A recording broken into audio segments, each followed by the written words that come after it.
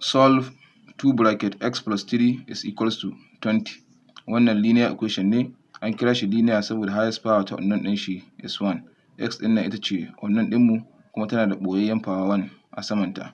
Idan za mu yi solving wannan equation ɗin, abin da za mu fara yi shi ne mu cire wannan bracket ɗin kamar haka. Sai mu yi multiplying 2 da duk abin da ke cikin bracket. 2 times x muna da 2x plus 2 times 3 muna da 6. 2x plus 6 is equals to 20. Yanzu mun cire bracket ɗinmu. Yanzu sai mu yi abin da ake kira collecting like terms, wato masu x mu ajiye su gefe ɗaya, waɗanda ba su da x su ma mu ajiye su gefe ɗaya. Yanzu muna da 2x is equals to 20. Yanzu idan wannan plus 6 ɗin tunda ba ta da x za ta dawo wurin 20 sai ta koma minus 6 kamar haka. Yanzu muna da 2x is equals to 20 minus 6, 14.